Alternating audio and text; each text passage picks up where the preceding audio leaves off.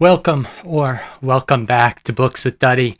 I'm back with another review and reaction to number 97 on the New York Times Reader's Choice 100 Best Books of the 21st Century list. And that book is The Vanishing Half by Britt Bennett. I will start with a spoiler-free review, and then before I move into my reaction to the spoilers and the ending and all that good stuff, I'll give you a fair warning if you are trying to avoid the spoilers. If you just want to hear my reaction, you can go ahead and skip ahead in the video to a little bit later on. But let's get started with our spoiler-free review.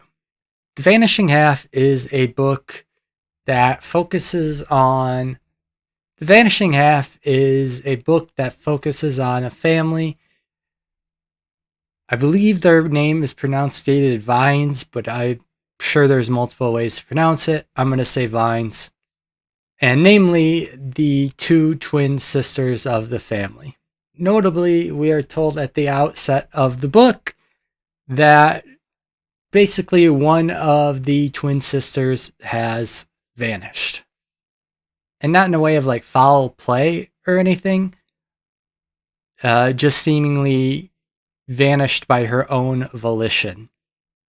And so this is a book that spans multiple generations, and the Vignes family lives in a small southern town called Mallard. And the notable thing about Mallard, it is full of people of color who take pride in being a lighter color than other people of color. And so really the lighter in color you are in this town, the better. One of the twins, Desiree, returns home at the beginning of the book with a extremely dark-skinned child. That is the setup for our book. And one of the good things about this book is that it hooked me right away. I found the premise to be really interesting in this town of Mallard, where the lighter your skin, the better off you are, this town feels. I should mention that our book starts in 1968, when Desiree is returning home from many, many years away. So we're right in, civil rights movement area and, things like that. And it was fascinating hearing why the twins left this town in the first place, and hearing about Desiree's life after leaving the town and how she came back with a very dark-skinned child.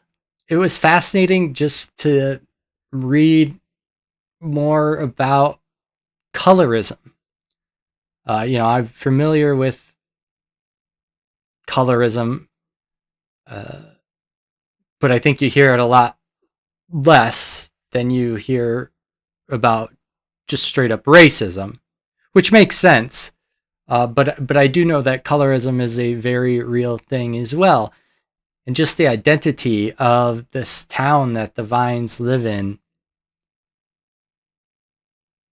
is just full of colorism. So that was really interesting to me. And of course, wondering what happened to Stella, who is the other Vignes twin. Why did she leave? Where did she go? All these questions that we get answered throughout the book. This book does span generations of a family. So not only do we get the twins' point of view at times, but then also Desiree's daughter, who is the dark-skinned child, as you can imagine. And we get to kind of see their path, and I can't remember how long the book spans. Maybe about 20, 25 years, something like that. So it spans a while. But I want to get to my biggest issue with this book. I was fascinated with like I said, the colorism and the racism aspect and kind of dealing with those issues. But then this book just became it's literally just the greatest hits of societal issues. It was just all over the place. I already mentioned, like, obviously colorism, racism. Then you had classism, sexism, essay, domestic violence, poverty, trans issues, gay issues, you name it. It's just like literally a greatest hits of some of the biggest issues in society, and it just became all over the place. And yeah, I'm aware that it's not just racism that's around. There are these other issues, but again, it just, like, maybe about halfway through the book, it just shifted from really focusing on these issues of, I've said these words so many times, but colorism and racism, to just, like I said, the greatest hits of societal issues. So it kind of lost me there. And I enjoyed getting to know the characters, but again, it was very surface level because there was so much jumping around. And there's books that, jump around and they do it great. But there was so much jumping around in this book that there would be like a character thread that would be opened up. And then all of a sudden the book would skip forward a few years, and like it was like this thread that had been opened just never happened. And there was no resolution, or even, it was just like it just didn't happen. At the end of the day, it just felt like this book, it just wanted to hit on everything that the author thought was an issue in our society. And by doing so, it just made everything feel more surface level instead of going a little bit deeper. Now, that said, I was never really bored with the book. I did enjoy reading the book. It went pretty fast. The way the author writes is really, I really like her prose. So overall, I'm going to give this book a 5.4.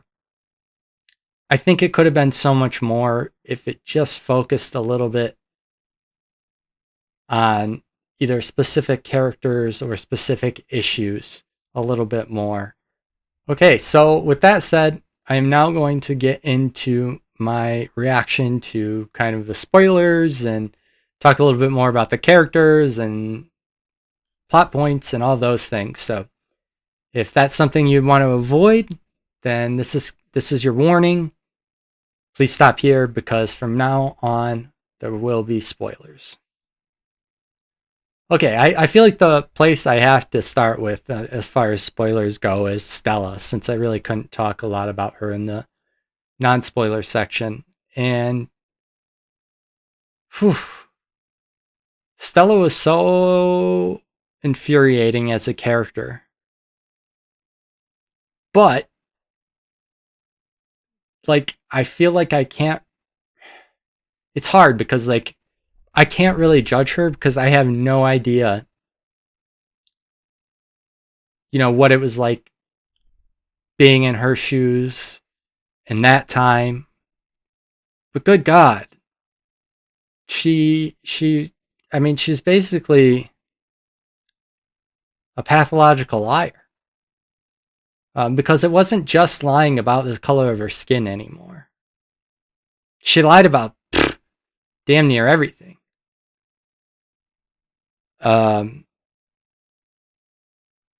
And I kept waiting and hoping she was going to come clean to somebody, even if it was just Kennedy, which Kennedy knew, and I don't think Stella even could bring herself to be honest with her child. So reading her whole arc was just, it was just maddening. And the way she treated, what was her name? Her next door neighbor. I think the husband's name was Reginald. I can't remember her friend's name that she, just completely turned her back on. And, that was infuriating. But again, it's hard to say, just for me to judge. I can only look at, the way I see it is, I can only look at it. I can try to be empathetic, but I can really only look at it from the things I know. And it was infuriating reading that. And I mentioned like the character threads before of things that were just left hanging. And, a great example of this, and one thing that I found so annoying in this book, is Jude's whole thing when she's in Mallard is it's running. She's a runner. She loves running. She gets a scholarship to UCLA, and then it's like, I think running is mentioned one time after that. Or something is barely ever mentioned. Instead, all that's talked about at her time at UCLA is working and partying. Pretty much. I mean, I guess in relationships with Reese. But it's like, how is running still not a huge part of what we're reading about in her life? The only reason she is able to be at UCLA is because of running. And it's just like that, it doesn't exist anymore.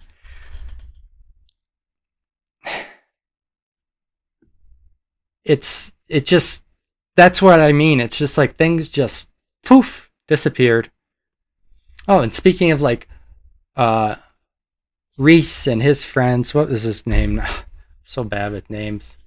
Billy? No. What's the frickin' teacher's name? I can't remember, but the guy who Jude meets through Reese. I forgot to add this into our greatest hits of societal issues was we get the AIDS epidemic that starts killing people in that group, that circle. Now, probably the most interesting part to me, the entire second half of the book, was the relationship between Jude and Kennedy. It was, I don't even know how to describe it. Like, I don't know what their relationship was. Maybe